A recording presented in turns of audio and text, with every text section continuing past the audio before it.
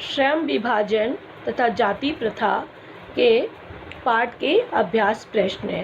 पहला प्रश्न है, जाति प्रथा को श्रम विभाजन का ही एक रूप न मानने के पीछे अम्बेडकर ने क्या तर्क दिए? इसका उत्तर इस प्रकार लिखेंगे, जाति प्रथा को श्रम विभाजन का ही एक रूप न मानने के पीछे अम्बेडकर ने निम्नलिखित तर्क दिए हैं। पहला है, भारतीय हिंदू समाज में जाति प्रथा श्रम विभाजन के साथ साथ श्रमिकों का भी विभाजन करती है, श्रमिकों के विभाजन का भी रूप लिए हुए है। ये श्रम के आधार पर बटे हुए विभिन्न वर्गों को एक दूसरे की अपेक्षा ऊंच नीच करार देती है, जो कि संसार के किसी भी समाज में ऐसा नहीं पाया जाता, जो कि भारतीय समाज की तरक्की में बाधक है।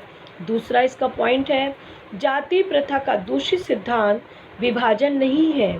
ये व्यक्ति की निजी क्षमता की अपेक्षा माता पिता के सामाजिक स्तर के अनुसार पहले से ही गर्भ के समय ये निर्धारित कर दिया जाता है कि जो गर्भस्थ शिशु है वो जिस जाति में पैदा हो रहा है उसी जाति का वो काम करेगा।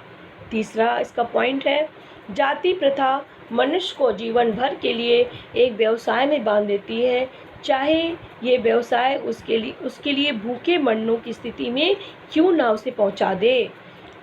इस प्रकार जाति प्रथा प्रतिकूल परिस्थितियों में भी मनुष्य को अपना व्यवसाय बदलने की स्वतंत्रता प्रदान नहीं करती है। चाहे जो कुछ हो जाए चाहे उसको अपनी ही जाति का व्यवसाय चुनना पड़ता है। प्रश्न नंबर 2, जाति प्रथा भारतीय समाज में बेरोजगारी व भूखमरी का भी एक कारण कैसे बनती जा रही है? क्या ये स्थिति आज भी है? इसका उत्तर इस प्रकार लिखेंगे, जाति प्रथा मनुष्य को जीवन भर के लिए एक ही व्यवसाय में बांध देती है, भले ही वह व्यवसाय अनुपयुक्त या अपर्याप्त होने के कारण वह भूखों क्यों न मर जाए। आधुनिक युग में उद्योग धंधों की प्रक्रिया तथा तकनीकी में लगातार विकास व अकस्मात परिवर्तन के कारण मनुष्य को व्यवसाय बदलने की आवश्यकता पड़ सकती है, परंतु जो हिंदू समाज है, वो भारतीय हिंदू है, वो व्यक्ति को उसको परंपरागत व्यवसाय को बदलने की अनुमति नहीं देता है। जो उसका पैतृक व्यवसाय नहीं है वो उसके अलावा दूसरा व्यवसाय नहीं कर सकता है। इस प्रकार व्यवसाय परिवर्तन की अनुमति ना देकर जाति प्रथा भारतीय समाज में बेरोजगारी व भूखमरी का कारण बनती जा रही है, जिसके कारण हजारों लोग अपनी जीवन लीला को समाप्त करते जा रहे हैं। परंतु आज स्थिति में परिवर्तन आ गया है। सरकार ने पिछड़े वर्गों और दलितों के लिए सरकारी नौकरियों में आरक्षण की सीमा तय कर दी है। ऐसे पदों पर केवल इन्हीं लोगों को नियुक्ति मिलती है।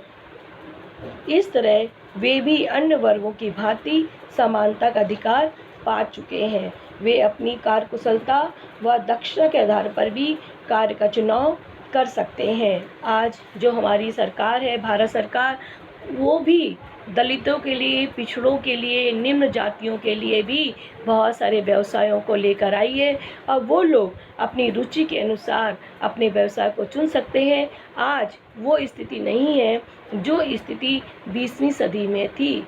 21वीं सदी में भारत बदल चुका है और इनकी स्थितियाँ भी बदल चुकी है। अब वो लोग अपनी स्थिति के अनुसार, अपनी रुचि के अनुसार रोजगार का चयन कर सकते हैं।